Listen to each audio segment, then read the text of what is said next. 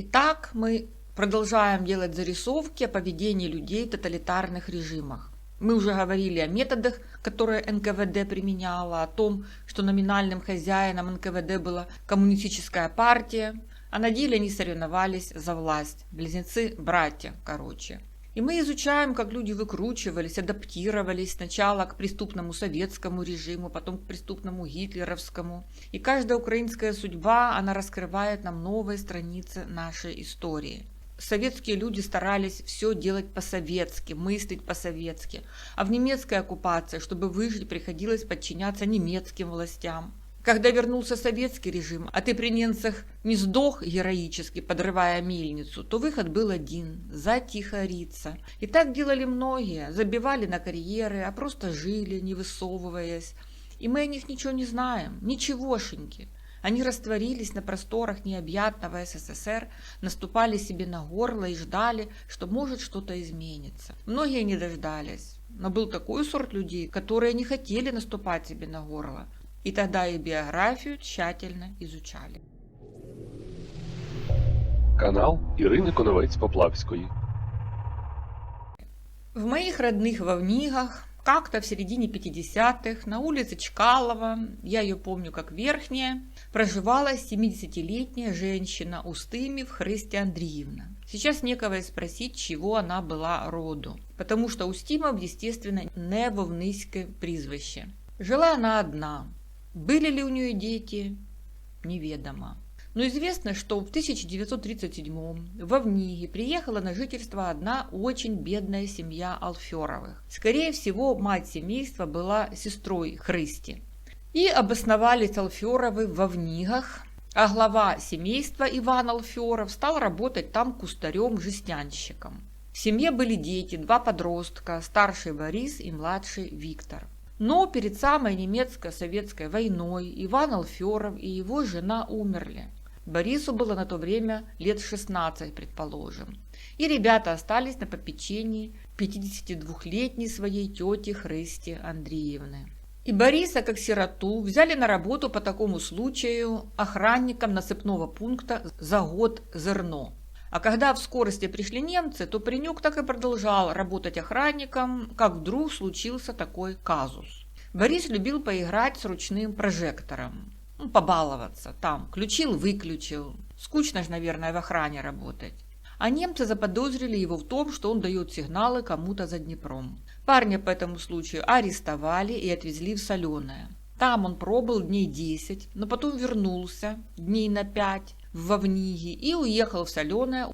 Там он примкнул к полицейским и, по слухам, охранял самого немецкого комиссара Бейзе. Там же в Соленом он женился и, или как у нас говорят, пошел в приймы. И на каких-то там тренировках или учениях, которые устраивали полицейским, один немецкий офицер его случайно подстрелил. Но ранение, видимо, было легким. После выздоровления Борис опять работал в полиции. Дальше можно только предположить, что по возвращению Красной Армии он покинул Соленое и эвакуировался вместе с немцами. И, возможно, его мобилизовали в Красную Армию. Таких случаев тоже было немало.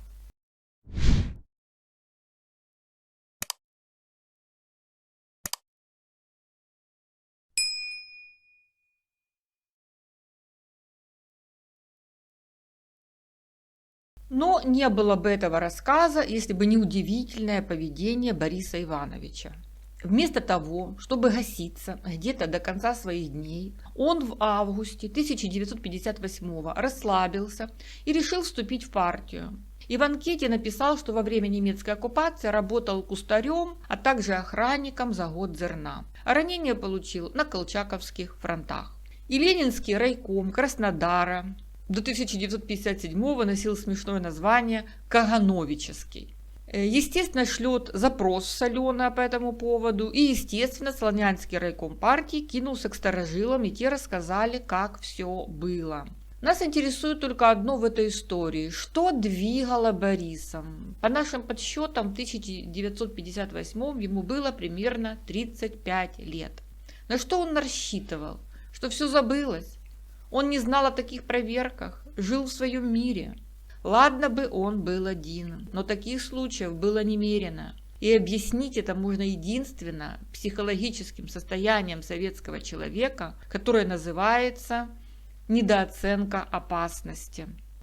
По радио они слышали одно, как все устаканилось после 20-го съезда, товарищ Хрущев, хрущевская оттепель и все такое, что в 52-м партия поменяла вывеску с ВКПБ на КПСС, а через 2 года НКВД поменял вывеску на КГБ. Но суть же этих организаций от этого не изменилась. А в те времена из партии выгоняли даже тех, кто просто работал где-то во время немецкой оккупации, даже в заготзерне. Плевать партии было на то, что надо было на что-то жить. Будущий коммунист должен быть эти заготзерно взрывать, а не охранять их. Состояние недооценки опасности входит в разряд когнитивных искажений. Правда, мы все живем в когнитивных искажениях, кто больше, кто меньше. Таких вот прямо, чтобы реалистов на земле слу поискать будешь, не найдешь. И что такое недооценка опасности, можно проиллюстрировать на автомобилистах. Я не автомобилист, но как велосипедист тоже понимаю, о чем идет речь. Первый этап.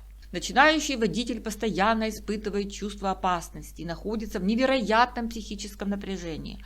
Он старается избегать критических и конфликтных ситуаций на дороге. Едет как на ощупь, осторожненько так, вытягивая шею на каждом перекрестке. Но через время наступает второй этап. Водителю надоело быть в постоянном напряжении, так как он уклонялся от критических ситуаций на первом этапе, то ему не приходилось сталкиваться и с ругательствами в свой адрес со стороны других участников движения, он не попадал в ДТП.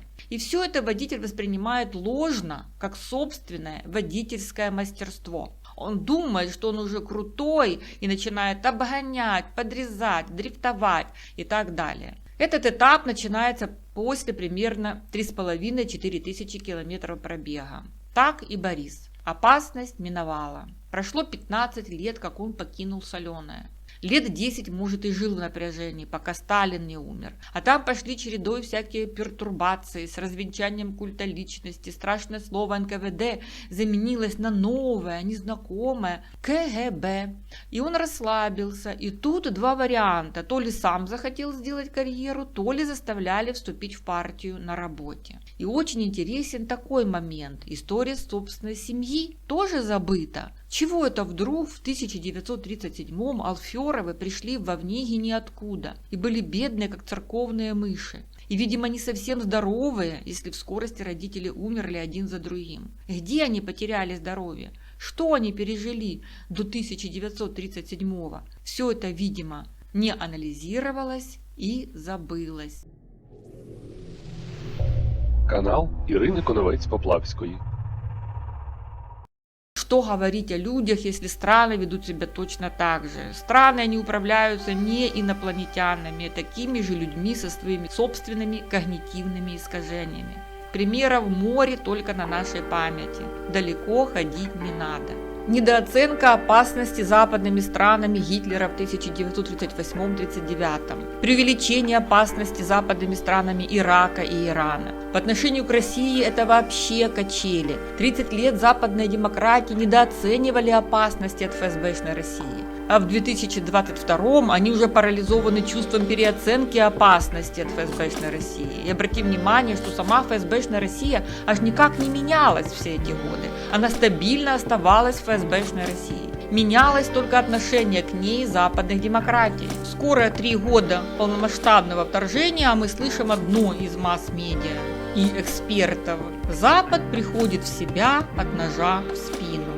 Но потом Запад повеселел, что нож в спину проткнул Украину, а значит можно вяло и не спеша приходить в себя. Это к тому, что мы думаем, что есть на земле какие-то взрослые дяди, которые решают вопросы. Но нет, в большинстве своем это обычные люди со своими собственными когнитивными искажениями в башке, которые живут в своем мире и не способны принимать адекватные решения на вызовы внешнего мира. Вот так обычная история советского человека завела нас в такие дебри.